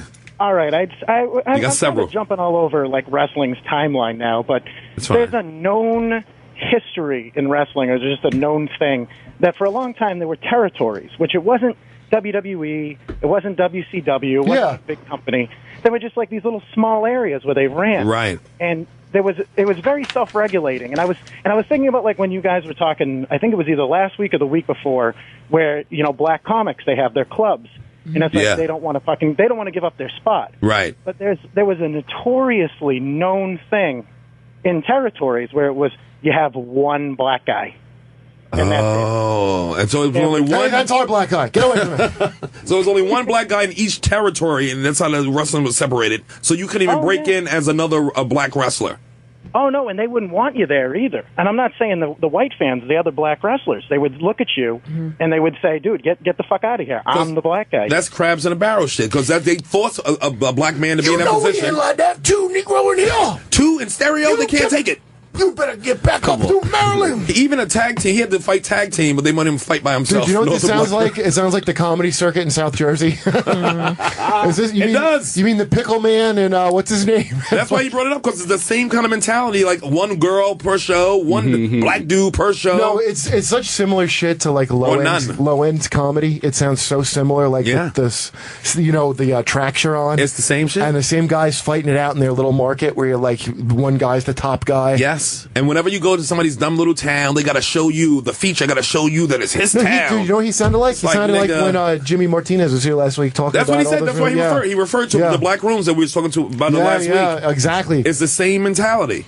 Crabs in a barrel shit. And they give one opportunity the same way they give a girl. They probably have one female wrestler down there. There's one Mona per territory. Well, that dude, what's his name? Who T-Boot. The one who said I was riding the bike, you know? Oh, T-Good. T-Good, yeah, he just said ask if this is a racist moment. And I think it's John Cena saying the N-word. Oh, let's hear it. Yeah, I can maybe play it on my phone into this, but... Do you remember that? That old joke? There's a lot of that. You have Vince McMahon said it. You had Booker T say it, obviously. No, but this looks like... you don't count. I don't know what this is going to be, if it's going to be like part of his character. VKM says the N-word, That's John. Vince saying it, not John Cena. Vince says it to John Cena. What? Really? Yeah, he does. I did see that. I did see that. He was doing a bit. Now, Joe. He was making fun of John Cena. Joe, you know this video we about to say? Yeah. I've seen it. But to be What's the content? Fair, he was heavy on the AH. It was not a full Hogan. I have to hear it. I have to listen to it. Listen, we're going to play it right now. What's up, boss? Oh, that was probably just some dumb joke. Yeah, it was what I'm about to hear is like the dumbest. They always say not a dumb joke. You know what's going to be offensive about this? It's going to be not like a dumb joke anymore, yo. It's gonna, no, this is going to sound like your vice principal rapping not to do drugs. That's what this is going to sound like. Yes. That's how it's going to hurt. That's exactly what it is. What's up, boss? How you doing? Yeah. What's good in the hood? Just hold it down, trying to take care of business. Not good. Keep it up, I'm a nigga. Fuck him. Now play the Booker T one with Hulk Hogan. No. And him clowning around. But wait, but what was... How's his wife a senator? What's the punchline of it? How does that Is that work? the punchline, or does it like... The punchline is then they pan over and they're... And the black Booker T's there. And Booker T is there. Keep it playing. Keep playing that clip. Wow, does Booker T like hit him or keep something? playing. Tell me you did not... Is it like a comeuppance joke or something? Keep or no? playing it. I want to see what Booker T says. What's up, boss? How you doing? Yeah. What's good in the hood? Just holding it down, trying to take care of business. Keep it up, I'm a nigga. He said it so wrong. Look, here you go. Here you go. Keep it up, I'm a nigga. So Booker T ain't do shit. Well, oh my God! Wait a minute. So that's the scene. The scene is he says it and it pans over to a guy who just I like this version. This version's great. Take it off a super loop, nigga. but also save that clip. But I thought it was going to be like he sees it and like it's like a wrestling clothesline right, and or Booker something. T was going to hit him or something. But instead it just pans over to what Booker having his feelings hurt. He'd be like, I can't say nothing to the boss. I can't say nothing to the boss. Wait, there's the sketch. Wow. I'm gonna go up to John Cena. I'm gonna say the N-word. Pan to you, but you can't say it. You look hurt. All right, damn. How many takes you think they did on that? How many takes you think they Really? You know what? They taped that before they even knew it was a thing. He was like, want to keep that? I think he improv those scenes. So improv. I think he timed when Booker was coming around the hall to improv that. Did you write that? Disturbing. No, but that's literally how Vince would break down a scene. The way Kurt just did it. What is I gonna do? Joe? Joe's okay. In reflection, can I make that number 2? Yes. That sounds Oh shit, he's gonna be happy. He tweeted that. Now it made the list at number 2. And number 2, John. Okay, we got to get that going viral right now. All right, Joe. All right. By the way, number 3. Let's keep going. Let me tell you something. It's good that dude tweets that because I'd much rather somebody say something like that than make us fucking blog later. Like, you won't believe. Like, I'd rather somebody be like, hey, you know what I mean? Yeah, definitely. You see, and I'd have to say, if I'd have to go number 1 of like the top 5, right. And this is one of the most disputed ones too. As far as WWE is concerned, not once ever has there been a black champion. Yeah, what's that about? Not one. All right, so there's some good things about it. What do you mean? What about Tony Atlas? No, Tony Atlas wasn't Booker T the five-time? He was the world champion, but never the WWE heavyweight champion, the WWE title. Racist. What is that? But I don't know what the titles are. Why do we want to take the? Why do we not want the Rock to be black? What's the one that Andre the Giant fought Hulk Hogan for? That's the one. That's the one. That's the heavyweight one. The one that Hogan had for all those years. Yeah. And then what's the world championship? But they say because the Rock. TV belt? It's like the Rock. The Rock is black. Yeah, but The Rock is black. Why are y'all trying to take The Rock from us? Yeah, why are you trying to take the best years of my life? The Rock is other. No, he's black. Get out of here. Other, my friend. He had a high top fade back in the day. He's black as can be. Let me tell you something. The Rock is a black dude. That's exactly. Like, why do you take him from us? Maybe you got to do that to get yourself to sleep. But that's a black dude. I know a lot of black dudes who look just like him. I just want to know, because people say black folk country, so just in your black kingdom, so the people of Hawaii are in there. Yes. Yeah, but his father's not from Hawaii. Where y'all getting that from? Yeah, but his mother. No, one parent might be. One parent is totally African American. They're both islanders. That's not true. Oh, I think it is. Not true. The dad is Rocky Johnson. The dad is Rocky Johnson, full black. And full what? Full black. And the mom's an enormous and pineapple the mom woman. is a Pacific Islander. Okay, so the father's full black. Okay. So I'm right. So that's a black dude. I thought his dad was Coco. What is Obama? If nigga, you see him walking down the street, you gonna say, "Hey, look at that Biden's racial." No, I nigga, didn't know that's a he black had dude. any black parents at all. I had no idea. Yeah, He's an island man. His father's a black dude. Welcome back, Rock. You're black. Father's just a regular black dude, big black dude. But it's about how they identify. Obama identifies as a black man. Rock identifies as a Pacific Islander. He identifies as whatsoever's going to get him paid in the WWF, and he won't be a champion if he's black. So yeah, he's going to identify like you said. I'm just saying. I'm just letting you know that he had to do that bullshit just to be the champ. He's a black dude. Just to be a champ. Look at his arm. Look at his half of his body. He's Canadian. Tony Atlas was huge too. Why he never won? I'm talking about the tattoos. Look at Mike Tyson's tattoo. What does that represent? It's Pacific Islander heritage tattoos. So the fuck what? That don't make you who he is. Wait, here's my question. He's not Samoan. If you find out someone turns out not to be black, is there like this crazy ripple through the black community that you all feel inside? No. You know what? I was very upset. passionate. You know what I thought was black? The Rock had to play that dance and play that game so he could be the champ. That's why he bigged up the Pacific thing. Dude, I don't give a shit. I don't feel like I win something either way here. His father looked like Rock from the show Rock, nigga. Yeah, but whenever this argument... I've never seen his father. I thought he was... You never seen his dad? I thought he was that head butt, that guy, the Cocoa Butt guy. Who was that? Coco Beware. Coco Beware. I thought his dad was Coco Beware, I swear to God. Because that's what he had to play up. Joe, can you back me up on this? This is news to me that his dad is not... Sherrod, Yes. This is a big reason why I brought this up, because this is one of the wrestling's most disputed racial things. Crazy. The only reason why it perpetuates as a debate is because Rock never comes out and says, "Wait a second, I'm the first black champion." He doesn't identify that. That's why he's always on the BT Awards and all that shit. Said, "Hey, I'm the wrestling champ." Yeah, but he They doesn't won't fucking identify. You'll I thought never I saw see Jeff it Jarrett on those documented awards. that The Rock is the first WWE World Heavyweight Champion. I know. They don't. He's not considered a black man by them. Can I ask he you, would himself. And by himself, because he's a wrestler, Sherrod. you wouldn't want to be identified as it. I want to ask Joe something. If you Joe, want to be the champ. Joe, do you think that that Vince McMahon is aware of that he's part black and trying to file it away in case anybody goes, how come there's never been a black champion? That question gets asked all the time. And then Vince will go, oh, there's The Rock. And then but he doesn't want to say there's a black one because he doesn't want one. But if he gets called on it, then he can say yes. The Rock. Oh, easily, yes. Easily. Yeah, wow, this looks like Fred fucking... Let Joe, what do you say, who's the guy from all those blaxploitation movies? Fred, Truck Turner? Fred Armor? What? Not Fred Armisen. Fred Williamson. His dad looks like He does, Fred like Williamson. a cock diesel Fred Williamson. I thought his dad was had a grass skirt. No, but that's what they play up. Plus, he wanted to be the champ. I get it. What about all the years after? Wow, he looked exactly like Fred Williams. There, he looks like the other dude. Look what happened years after with Hulk Hogan. They'll wipe you from the fucking history books. That's not what I was saying. I know, but listen. Go ahead, Joe. What you were saying? I'm sorry. I was going to say, all right, well, he had to hide his black heritage as if it were Hulk Hogan. Yeah. Hulk Hogan probably said, I want no niggas with this belt. Well, no, I mean, I brought this up because that's his nickname for Brooke. One of the most argued statements that people have, whether it be fans or people that just casually view it, is they go, there's never been a black champion. And somebody else had mentioned, they'd said the WCW champion, which the WCW belt in the eyes of, like, actual wrestling historians at this point, if you could call it that. You mean Gary? I don't know. Yeah. It's kind of like saying your shitty supermarket has the best sheet cake. It's not nothing to be proud of. It's not that good. It's just blah.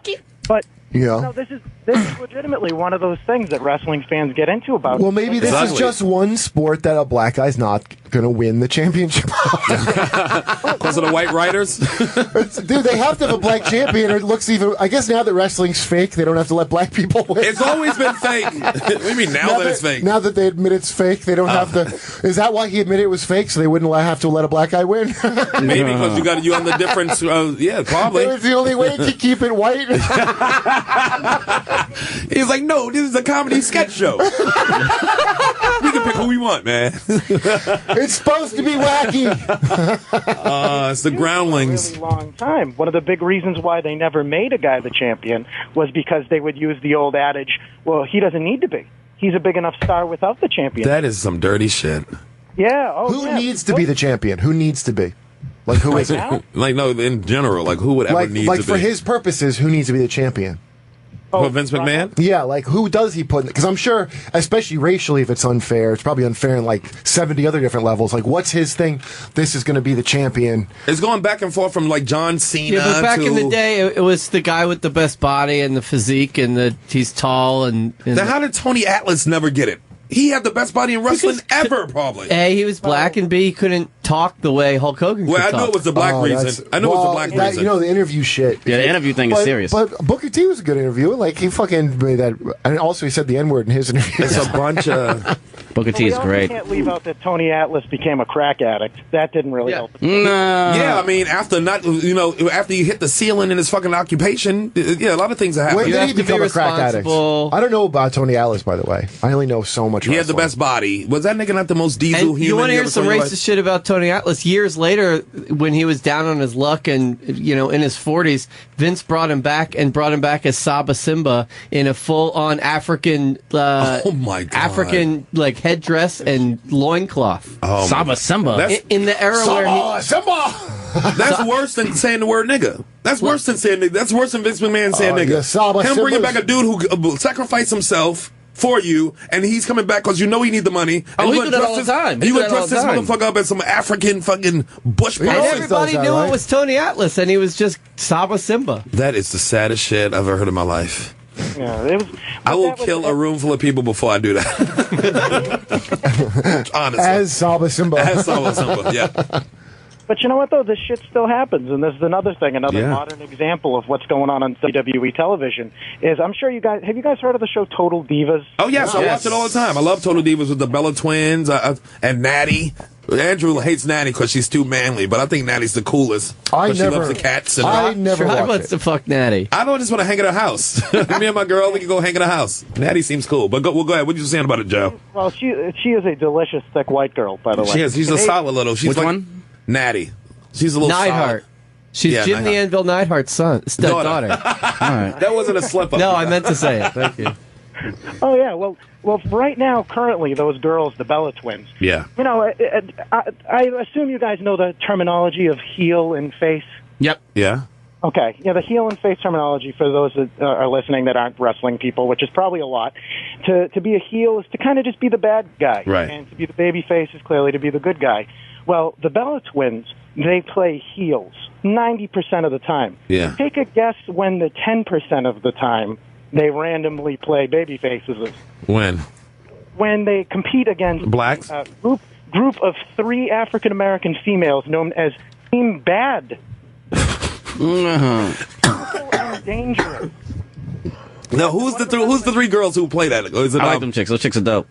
One of them is Jimmy Snuka's daughter. Yeah. Oh, yeah. Tamina Snuka. Yeah, she's the girl that's married to the Uso brother. Oh, yeah. And the new girl, Sasha Banks. It seems like they treat black people in WWF like they treat like when you like back in the day, like in the 70s or the early 80s, when you wouldn't go out for an audition and you're a black person, and all you get to play is a street thug or a crook. That's the WWF. We have some openings as playing the street. Please nobody came in as the executive. Now, be very flat. I know your round asses will poke up, but please mash them into the ground. But it seems like it didn't progress. It's still like trapped in the 70s when you're going like movie auditions. But you just gotta play. Well, that's wrestling. And it still happens now too. I'm wrestling some throwback shit. The only thing it moves forward on are like stupid trends. But it's not like it's like a progressive thing. It's like what's the new hot garbage out there? We make something out of it. You know? I missed the Attitude Era. Yeah, me too. That shit was dope. When X-Pac was on. Yeah, that shit was dope. Yeah. X-Pac was on call in today actually and talk with Joe. I told him Joe X-Pac tore his pectoral muscle. Yeah, he's out for an injury. Yeah. But do you know the Mark Henry Michael PSA story? No, what? Oh, yeah, of course. Yeah, what is that? Why don't you tell that one? That is another classic racist story. Oh, these are good. That's some good shit. Since, of course, I haven't been blessed, I will censor this for the course of the program. At one point, Michael Hayes looked at Mark Henry and said, "I am more of an N-word than you are." Oh. Now, who said that? Mind you, Michael P.S. Hayes. Michael Hayes used to be in a tag team called the Freebirds, and they used to paint their face like the Confederate flag. Mark Henry is the legit world's strongest man, 400-pound black guy, looks like Rick Ross. Yes. And Michael Hayes gets drunk at a WrestleMania after party and goes up to him and says, "I'm more of an N-word than you are." And then did he beat him? What was happened? he basing Mark it Henry on? was a gentleman about it, and then went to HR and then Michael Hayes was like suspended and all kinds of things. He's back. They're both in the company now, but they do not. I don't think the dude should have lost his job over it, but he should definitely be suspended. He should be suspended for that. Getting suspended from work, that's awfully you-know-what-ish. But is that really surprising from Michael Hayes? You animal. You son of a bitch. Is it really surprising from Michael Hayes, though? No. Not at all. I worked for the guy. Yeah, I've only seen him. So I don't like... It's not a good idea, I don't care what you do, to get drunk around co-workers. Unless you're really willing to go there. Unless it's a job that you can't be fired from. I say that to Sherrod all the time. If you're the Pope, then you get drunk as you want. It's like, that's who you want to get weird with? The people you have to go in the morning and see again? Like, yeah, you don't Sherrod, is there any white person who could say that to you that you'd be cool with it? Kurt. And I'm not cool with it. He says it to me all the time. I don't care for it. Because I know I'll make him uncomfortable with it. I'm sick of Sherrod saying that to me, and then a cab passes me by as if to like punctuate his insult. I have to. I wake up every morning clutching my whiteness. Yeah, but somebody can say that nigga. People say nigga, and I walk right away. I wouldn't even. It wouldn't control me. Like you can't say something to me and make me rage out. That's just a dumb thing to say. That's something somebody stupid would say. Yeah, I mean, it really is something stupid to say. So, even to the person you're saying it to, they should not... Well, how would you respond to that? Just laugh and fucking walk away, because that person's dumb. I mean, who would? That's what Nicole Brown Simpson said to OJ, and then that's what she gets. They'll turn your back on a fucking Heisman Trophy winner. Yeah, they'll slice your ride open. They said that was their dirty talk. What's our next racist moments? These are some good ones. They're great. This is great that Joe called in. I'm trying to think of some really good random ones here. I want to know what's going on with what's up with Vince McMahon's daughter and that whole nonsense. She's a pain in the ass. Which one? But with the Vince McMahon daughter, Stephanie. She runs the company. But if you want to watch something Jordan good, likes her. No, I haven't watched wrestling since. Watch the transformation of the one-man gang into Akeem the African Dream. It's the most racist moment you could watch on YouTube. Hey, what is that? Mean Gene Okerlund goes to Africa, air quotes. It's like a movie set that looks like a Brooklyn street. And Sesame Street. And he's by a trash can that's on fire. And what's his name? What's the guy's name? Mean Gene Okerlund. No, the other one. I know Mean Gene. One-man gang was like a street tough, like a 400-pound street tough gimmick, and then they transformed him into Akeem the African Dream. Wait, what was he? Clean water? If you can bring it up and play the audio. Potable drinking water. Drinkable water. This is by far that's the most racist video. Back? That is too. That's just the African an abomination. And I also noticed this, by the way. I've only touched upon black racism in wrestling. I haven't even gotten to the Asian. I can only imagine. Please tell us about the Asians. Please. They do like Funaki. What was that? What's Funaki? Show Funaki. Oh my God. The most racist shit. Go ahead, Joe. Talk about it. There's a serious long lineage in wrestling of basically taking Japanese wrestlers, bringing them to America, putting them in a rice hat and calling them Ping Pong Bing Bong. Yeah. That's one of the most known... Oh, yeah, Ping Pong Bing Bong. I met him at Comic-Con. Mr. Bong? Mr. Pong, sir, would you sign this? It's so degrading. Hey, Ping Pong Bing Bong versus the African Dream. Mr. Ping Pong Bing Bong versus the African Dream, yes. Oh, boy. That's a dream match. But no, that's like a very, very popular, like known thing is that right now in WWE, they probably have about, I'd say at least 100 people under contract. Right. I will give you a guess of how many Asian people they have under contract. How many? I'll give you a number. It's somewhere between 0 and 1. So it's 0? They have an Asian midget?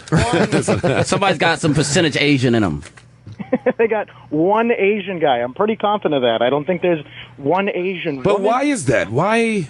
And what, he watches the costume? Because I think that like the WWF, it would help the WWF to show more like diversity. By the way, everybody likes it. I don't watch a lot, but I assume they at least had a diversity in terms of like a rainbow of racist characters. Yes, like they do have a rainbow of racist characters. I guess. But some people, here's the thing with WWF, it's like. WWE is so racist.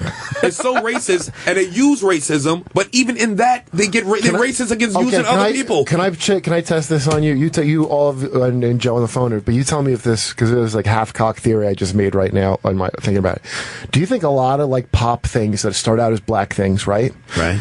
They get filtered through professional wrestling specifically more than anything else, and then comes out the other end into pop white culture, and then that's when so by the time when it goes through wrestling, like the pieces of it, that's how it gets like whiteified into a mall, like a mall thing. I see what you're saying. And I think pro wrestling is like maybe one of the major gateways of that. Yeah. Like, you're the man, dog, or like some shit like that. Yeah. Comes through from the hood through wrestling because everybody likes wrestling. Like black people like wrestling too, so that it comes in through black people. I live long enough, and comes out white after. I think it's Twitter now. I think that's just Twitter now. I lived long enough to see wrestling before hip hop. I said half-baked theory. I remember wrestling before hip hop had any touches on it, any fingerprints on it. Yeah. It was the whitest shit ever. Right.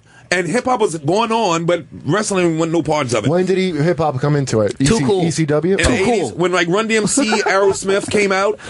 Oh, wow. And then they started showing black people and hip hop being cool and rock. The 80s really were a time of mashups, weren't they? I'm telling you. Bizarre mashups. I'm telling you. Nothing was better than Too Cool, though, man. Scotty Too Hottie. Grandmaster, what was his name? Grandmaster Sexay? Yeah, oh man, they were the best. That was 90s? That was like that's like 2000. And they used to hang with Rikishi. They used to hang with Rikishi, yeah. Yeah, see, I was well out. And I was well out of wrestling by then, and I was just fucking girls, like groups of girls at a time. I was 10. So was I. To back to the Asian thing, the thing that makes it even more fascinating about the failure of the Asians in WWE is that in Japan specifically, it's like one of the biggest hotbeds. Yeah, that's right. Planet. Yes, So and that's really where all the crazy. hardcore shit came from. So why all do the barbed wire matches and shit? Isn't that Japanese being brought over here? Why do they shut them out? I have no idea. I don't know what it is. Is it a size thing? I mean, is it literally that? Like, there's. I think that is. Can't be. It has to be. Caitlin texted because they all look the same. No, but seriously, is that what it? Not that they all look the same, but a size, because wrestlers I noticed are already smaller now. They used to be big fucking guys, and now they're like they were the biggest. They're small to me, ever. but they're like 6'4", like my height. Is that a thing? Because those Asian wrestlers got to be tiny people, right? Or am I wrong? Some of them are. I mean, some of them are really, really big guys. Like Yokozuna was huge. But you have some small wrestlers like the He was champion Samoan, Dave by Bryan. the way. Seth Rollins is really. Oh, he wasn't even Japanese. This is how little I that's know. WWE taking a fat Samoan and turning him into a sumo wrestler. Well, look at He's Daniel black, Bryan. okay? Daniel Bryan. Daniel Bryan was the champ. He's a small dude. Right, I but met him. He's tiny. And he has the pedigree of being UFC, and that's how you get, how a small guy gets in, right? Or He not? wasn't I don't know. UFC. He wasn't UFC. I don't remember. Oh, Daniel Bryan. I'm sorry, I'm confusing him with I'm totally fucking. And he stupid. only Yeah, got ahead forget. because the fans loved him. Right. But Vince wasn't going to make him his guy. It's all I about agree. marketing. That's the answer. Vince is never going to market. So then somebody. that doesn't make sense not to have like a black superstar, especially if it's about marketing. If That it's doesn't about make marketing, sense. who's bigger? Who gets what? Who's cooler than a black I'm guy? just saying Vince get is it. a 70-year-old You're man. right. You're right. So I get what when- you're saying. I'll bet When he it's- doesn't want. He wants it in nice, like, and I'll bet you it's so like deep in him. He doesn't even think about it. Like, I don't want a black guy. I bet he goes, "We want a classic look." Yeah. I'll bet that's what's in his head consciously. Easily. You know what I mean? But never out loud is he in his head like, And "No, his it's not that I'm wife- trying to hold them back." His or- wife is a senator. She's not a senator. She lost twice. Oh, she did lose. Yeah. Thank the Lord Jesus. Because if you sleeping at the same pillow away from that brain, I can't trust you. Oh yeah. I can't trust you. Well, there's been a lot of instances, like for example in wrestling, one group of people that in the last 10 years have gotten a fair shake, the Mexicans. The Mexicans. Well, there's a lot of wrestling from there too, right? That's a big pedigree of wrestling, and like acrobatic shit. Yeah. Right, like the Eddie luchador shit. Guerrero, Yeah. Rey Mysterio, both former champions, and actual champions too, not the Right. shitty sheet cake title. That's because The the real fan title. base, the Mexican fan base, is gigantic. Gigantic. But Isn't the black seem like- fan base? Of The course. Latino and Mexican fan base. Is it like? But The white fan base would love the black wrestler, Hold so on. you don't Is even it- need a black fan base to get. They all like Michael Jordan. You don't what have it the is? white teammates. I always forget that it's like the same thing with like Jews, especially like being in New York, when people talk about there's not that many Jews. You're like, what? There's tons of Jews. What the fuck are you talking about? Right, but when you get out And there, I'm like, aren't there tons of black people that like, right? Because I live here, and but there's vast swaths of blackless areas where Yeah. I guess where it's like they don't fucking. I wouldn't say Yeah, vast swaths of blackless areas. Not in America. It is not. Nah, Well, then really, shouldn't they there are. be more? They It are. is not. Well, then- It's vast swaths of like opportunity for I think black it's- people. No, I But think it's it's like over there. concentrations. Some of- blackless places, man. Yeah, Yeah. there's. I mean, Yeah, but it ain't vast. No, it it's not feels bad. like it. I mean, when I went to Montana, it felt like a Well, vast. Montana's vast for anybody with a whole fucking mouthful of teeth. A boy can dream. Dude, you know what? I mean, Montana I don't would have joke, a lot of people at all. Listen, as much as I would joke, that's the dream of blackless place. When you go to when I go to an actual blackless place, it feels so weird. Like it's like almost uncomfortable. Like I feel like I'm in a science fiction thing. Oh yeah, it's a lot Like, of whiteless places too. You do understand this? A lot of. The bottom line is you don't want That's to like the you west don't side of wanna be Baltimore. anywhere. I don't care. Anybody wants to be something where it's all the same type of people. That's I like don't. nothing good about But that. Man. it's nothing good. That never leads to anything good. But some people are like that's our dream is to get to that, and like that's horrible. But that's their dream. Let them have it. Let them have that fucking dream. I'd rather them there, away from the people who want to be together, than fucking all up on top of me trying to shoot me in the ass because I'm trying to cross the street in front of the house. Oh, well, listen, in fairness to me, I did tell you that it's alternate side of the street. You did? Parking lot. All right, we got 3 minutes. Let's go. Not even 3, 2 minutes. Oh, shit, we're done? It's almost done. We got to play the song on the way out. Jordan, so say what time's your Carolines and all that again? At Caroline's Wednesday, October 14th, everybody. Caroline's on Go Broadway. see Jordy Rock. He's fucking great. I remember when Jordy first started coming around, and now he's a fucking headliner. He's been like, Jordan was out there grinding. He's was grinding. I would always One see thing I him. give him, just like me and Tom I did, go do 100% your give it shit. to Jordan. I watched him fucking grind like a real motherfucker. Like clubs that I was like, I don't want to work there no more. And I show up and Jordan, what are you doing? Yeah, I was out for a long time. Yeah, go check out Jordan, man. Well, give them the dates one more time. October 14th, everybody, next Wednesday. At Caroline's. Caitlin, what, you got anything? Yeah, on Friday is the last Naked Show at the Creek in the Cave at midnight, and on Saturday, Allison, friend of the show, and I are co-hosting at New York Comedy Club. Yep. Nice. Last chance to see Caitlin's box tattoo. Yep, is this Friday, and then you can see me do real comedy on Saturday at New York Comedy Club. Okay. What you got going? I'm about to tape my pilot, but it's not. I don't. It's not. You got Benders. Watch Benders on AFC. Nice. And yes, I got. All right, I got that New York Post article coming out next week about Tracy Morgan. Make sure you pick it up. It's gonna be great. You know, I gave a little shout to Trace. Can I follow up with a shitty little plug to my podcast? Yes, you may. It's we're the Wrestling Soup. The Wrestling Soup. You're great, by the way. That podcast is great. That was a great call, dude. Thank you. Thank you so much. Yeah, we're 9:30 Thursday nights. You can go to WrestlingSoup.com. Follow us on Twitter at WrestlingSoup, and I'm at Joe Numbers. So Joe with family now. Yeah, it's Numbers. That's how you with Numbers. Yeah. Well, you know, much like anybody that's involved in wrestling, is I kind of had to change the name up. You know what I mean? Like, I didn't. Does that racist web extend this far, Joe? I'm Italian. I went with the Joe Numbers. I will call you. His mama call him Numbers. I'm gonna call him Numbers. On our title, put Joe Numbers, please. The German spelling. I had to go with the Italian stereotype just to keep the wrestling going. You know? Yeah, okay. I hear you, man. Well, thanks for joining us, man. We really appreciate that was it. Great. Come back soon. Thank you, Jordy, for coming in. Thank you, man. Filled Thanks in the empty fucking chairs, man. It was getting weird and lonely for a minute. This was great. I like it when it's just us talking, kicking it. We got more guests coming in next week and all that, but you know, just the fam. Kyle, thanks for coming too, man. Yeah. All right. Kyle's a great actor, man. I was watching some History Channel shit. This nigga's playing somebody in a period piece. Oh, really? It was great. He fit in more there than in 2015. Yeah, all right. He had the whole look. We're Crispin's addicts, nigga. All right, we race for us. Peace out, man. See you next time. One.